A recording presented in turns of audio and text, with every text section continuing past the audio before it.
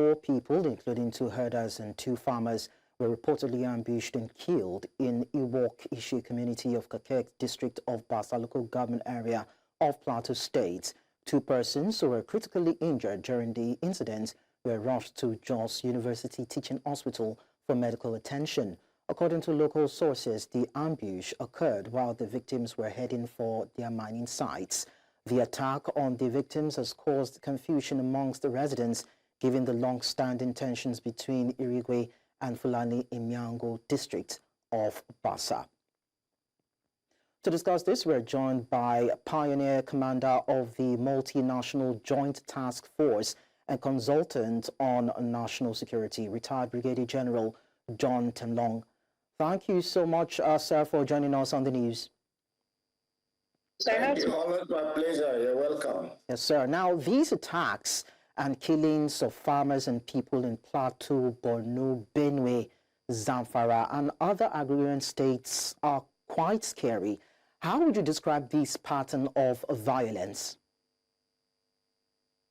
Well, it's quite scary, but I think the military and the other security agencies have their hands on it. They're putting all they can to make sure that you and me can be able to discuss like this, a situation like this. It's something that is a mixture of so many things. One, you have criminality, which is at the source of it. You have insurgents and terrorists and some others. And then you have what fighting for resources. And these resources could be land for grazing, water for the animals. There could also be mineral resources, as it were, in Plateau and Zamfara State, and some other mineral-rich states. So it's quite complex that people sometimes think it's a one-way situation that we have. But as it were, I think situations are getting back to normal at least. It's not as heightened as they used to be, even though there are local areas that you have, like in Benue, being reported, and here in the Plateau. We send our condolences to the relatives, our hearts are with them. But it's something that we, the citizens, must be involved in it. It needs a citizen participation actively in the security situation to be able to deal with this situation. So we will discuss that as the time goes on. But some people in the communities affected have accused the Nigerian military of being complicit. How would you react to that allegation? Well, I want to take some serious exceptions to that. But you see, our citizens should be able to look at. That is why all soldiers that are deployed, not even deployed, they carry a name tag. Everybody carries a name tag, and their units are not hidden. And these days, you have very good cameras on your phones that you can easily snap those who are involved. There is no organization in this world that you do not have people who are bad eggs in them. So you help the authorities by reporting those ones so that they can be dealt with. It's never a policy of the armed forces of Nigeria to connive with miscreants, with terrorists, or with criminals to create havoc and wreak havoc on the citizens of this country. It's never a policy.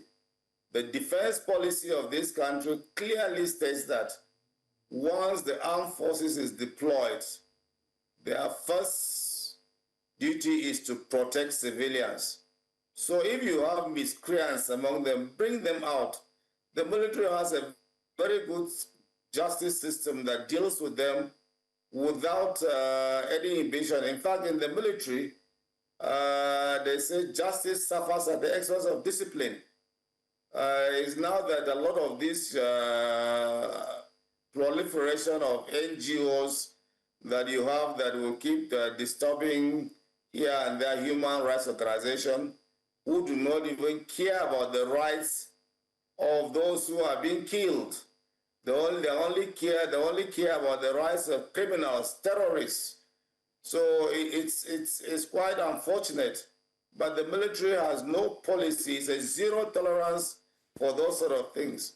Report them and they are dealt with quickly according to the military justice system. All right, sir. As a retired Brigadier General, I believe you know better. What are the challenges in executing offensive attacks against these criminal elements in their hideouts? Well, you see, sometimes people talk as if it's, when you talk about asymmetric operations, they are different from when you are having a clear-cut conventional military operation, where you have an enemy that for instance, if Nigeria is at war with a different country, or like when the Americans, or like you have Ukraine and Russia now, it's a war between two belligerent countries, you know? And so you know that anybody who is Russian on this side is an enemy. Anybody Ukrainian is an enemy to the Russian. But in this case, you have people who are embedded within the civilian population. Some of them are from outside, but they have internal collaborators, citizens of this country that collaborates with them to wreak havoc on their fellow citizens. So it becomes difficult when you say attack them. Do you attack your own citizens? The same people that are talking now will be the ones who start crying hell that Nigeria is committing human rights violation and they should be taken to the International Criminal Justice Court. So it's quite a difficult situation that you have. And that's why it is called an asymmetric threat, and it is the most messy and difficult operation that you can ever deal with. Because everybody is a citizen, whether he's a terrorist, or whether he's a good citizen, whether he's a collaborator, he's a citizen. Until you catch him in the act or he does otherwise, then you know he is a terrorist. But then when the citizens are involved, that's why we say citizens' participation in defense or in the national security. When we say security is everybody's business, then it means that if in my household, I suspect the behavior of somebody and say, look, this my child is not behaving well. I see him having some extra resources that are not from his legitimate earnings. All right. And I see certain criminal elements moving around with him. I should be able to report him. All right, sir. Finally, before I let you go, I mean, you are also a consultant on national security. Do you think that perimeter fencing of the borders will also help in curbing migration of these illegal migrants? Well, seriously, you see, there is no foolproof situation, but it can only curb. What the Americans did was trying to put a wall across Mexico, but when a determined enemy can get him. But the important nightmare now for any country is, you see what the drones are doing, unarmed aerial systems that they do not have. Even if you put a wall across, yes, it can prevent the combatants from coming in. They have a place to come in. But how do you even, you have to use electronics again to make sure that that wall is not breached easily. But even in past, looking at the past experiences, the Israelis had what they call the Balev line, and they thought it was the best defensive system in the Sinai Desert against the Egyptians. But it took the Egyptians about 48 hours to breach it. Okay. A determined enemy will definitely breach the wall, but then it will prevent. What it does, what we call in the military obstacle is to delay, not to stop.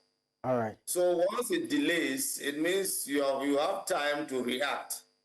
So that to me is it's a welcome development that if we can afford it, okay. But if to use technology as a force multiplier to be able to make sure that our porous borders are adequately catered for. All right, thank you so much, sir. Retired Brigadier General Jon Temlong, for sharing your thoughts with us on the news.